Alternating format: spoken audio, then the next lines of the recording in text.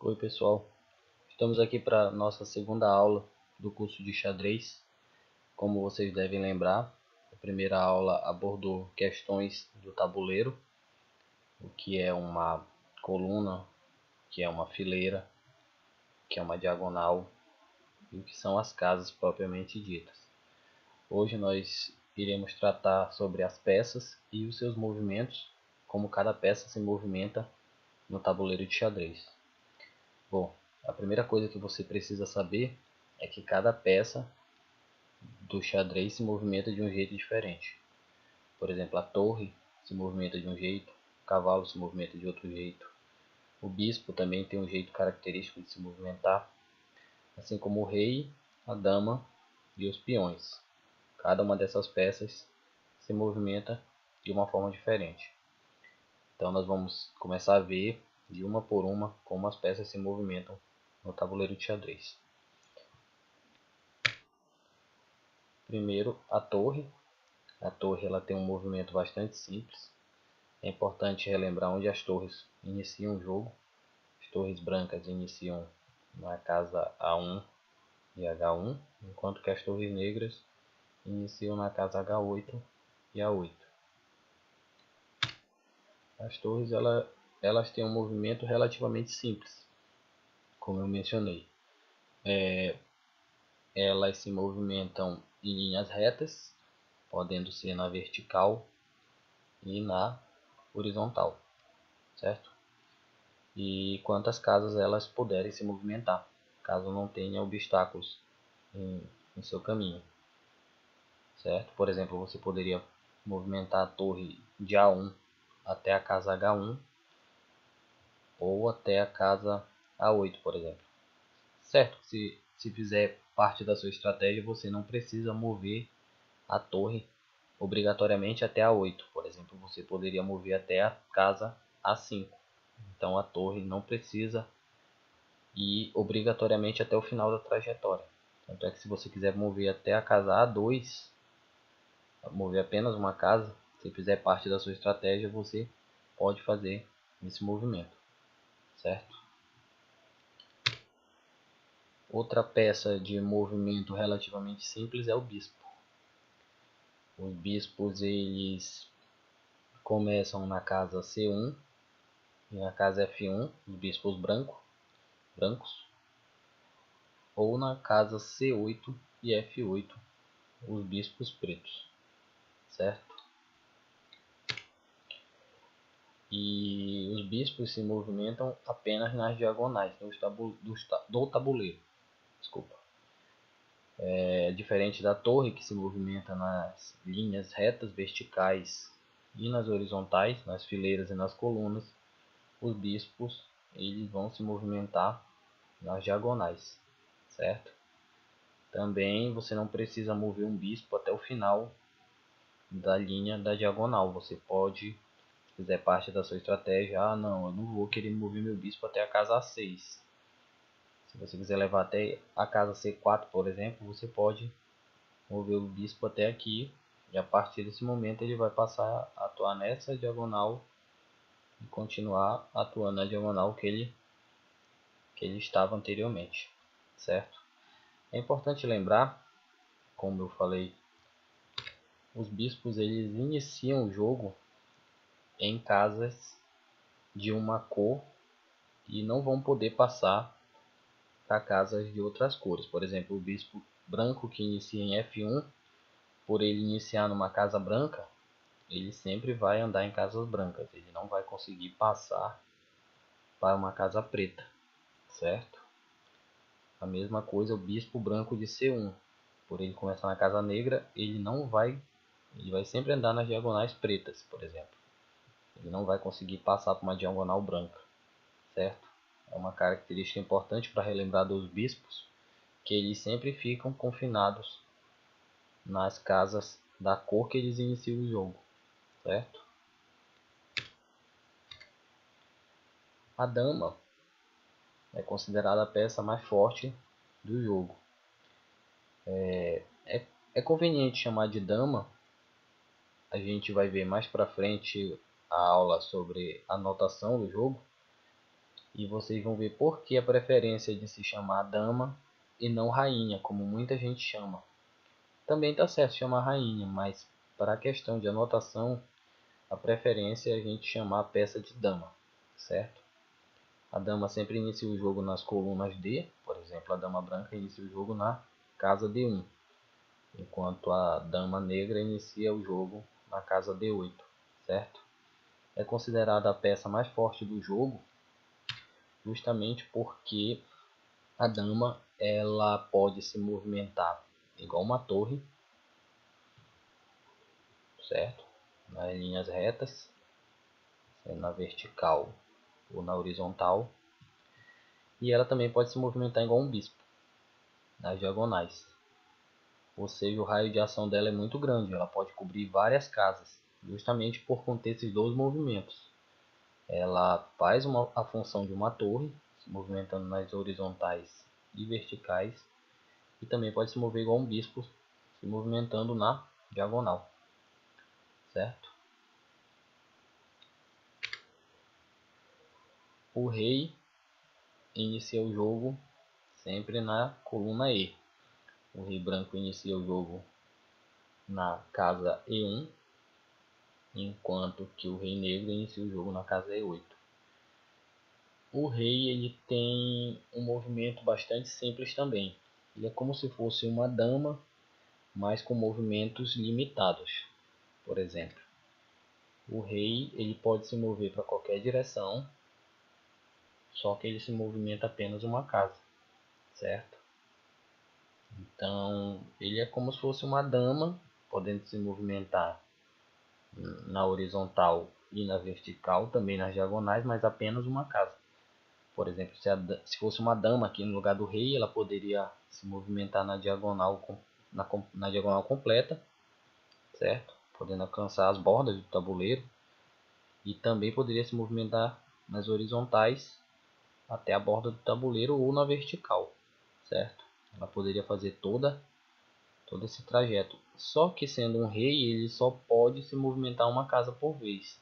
Então, por exemplo, se fosse uma dama mover para cá, ela poderia ir até o final. O rei não, ele vai ter que fazer esse caminho árduo de ir de uma em uma casa até a borda do tabuleiro, certo? Por exemplo, um rei aqui, ele poderia se movimentar apenas para as casas adjacentes a ele, certo? E agora nós passamos para o cavalo, né? O cavalo ele é, pelo que os alunos relatam, o cavalo ele é a peça mais difícil de se aprender a mover. Uma característica importante é que o cavalo ele salta sobre as outras peças. Então é uma peça de abstração, ela estimula a abstração dos alunos. Assim, você imaginar para onde o cavalo pode ir. Para iniciante, para o principiante, ele é a peça que mais exige isso. O cavalo ele se movimenta formando L's no tabuleiro, a letra L. Por exemplo, aqui é uma casa que o cavalo poderia alcançar. E se você ver, a casa que ele saiu, da casa que ele saiu até a casa que ele ficou, forma um L no tabuleiro. Um L de 4 casas, contando com a casa que ele saiu. Outra possibilidade seria o cavalo ir para a casa D7, também forma um L.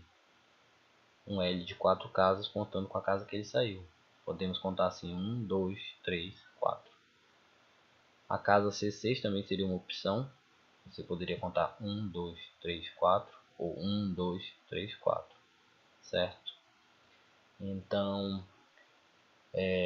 o cavalo, você poderia me perguntar: eu poderia mover o cavalo para cá, para a casa C4?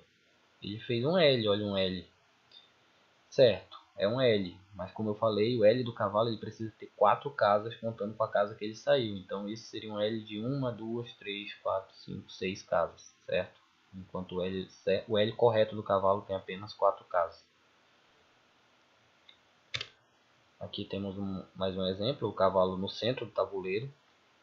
E ele pode alcançar 8 casas, certo? Sempre formando um L de 4 casas, contando com a casa que ele saiu. Lembre-se sempre disso.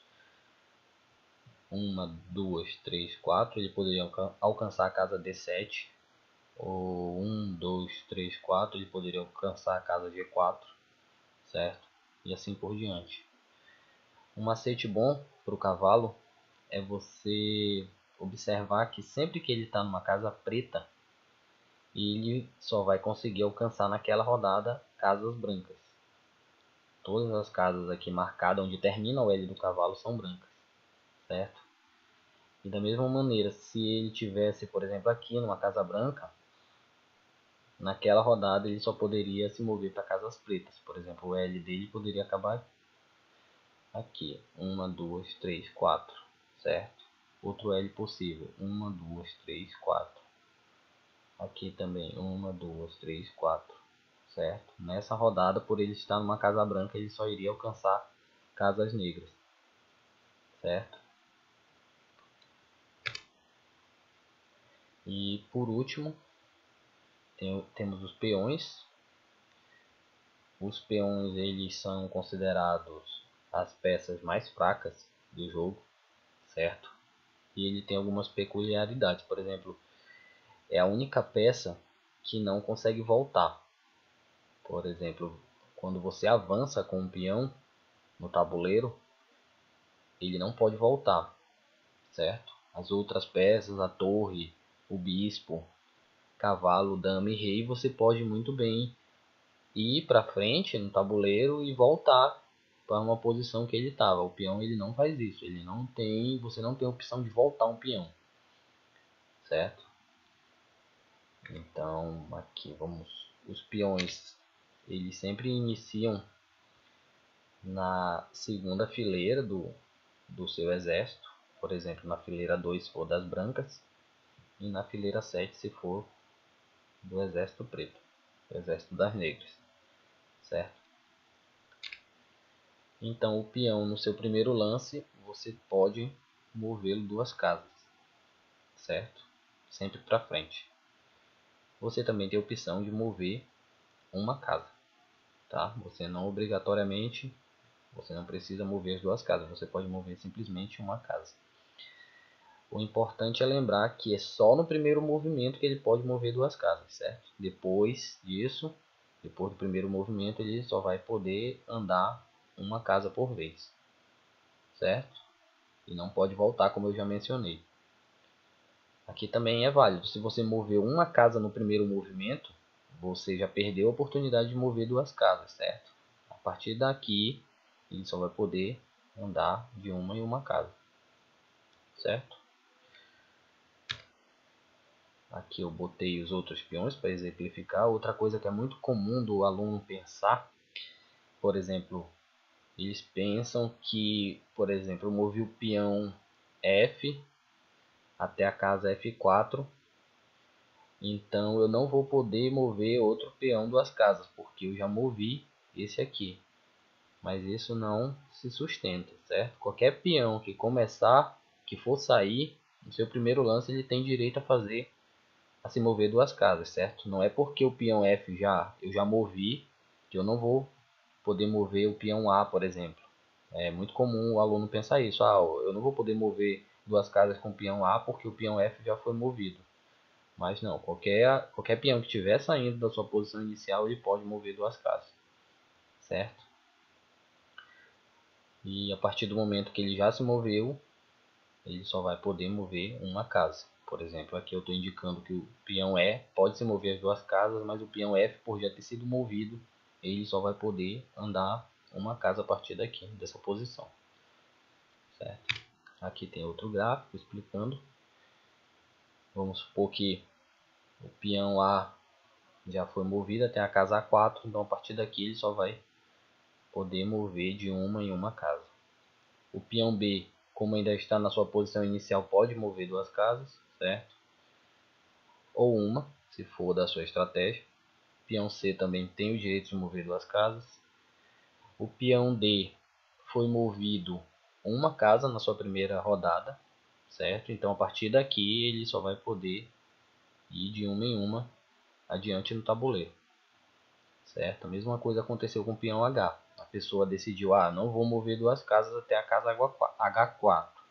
eu vou mover só uma até a casa H3. Então a partir daí ele assume o risco de só ir movendo o peão de uma em uma casa, certo? E aqui voltamos à posição inicial. É sempre bom a gente estar relembrando onde cada peça inicia no jogo. E é sempre bom estar relembrando os movimentos, certo? Porque não é uma coisa simples. A gente sempre faz um treino de 3 aulas após ensinar o movimento das peças para os alunos, para que eles fixem isso, já que você vai precisar decorar um movimento de 6 peças diferentes, certo? Acaba acontecendo algumas confusões. O cavalo já é uma peça bastante complexa, ele por si só precisa de bastante treino. O peão também, a questão dele sair, se eu vou poder mover 2 casas, aí eu vou mover outro peão, eu posso também mover 2 casas, ou então se eu vou mover uma, certo? O peão também ele costuma causar uma certa confusão na cabeça do aluno, certo?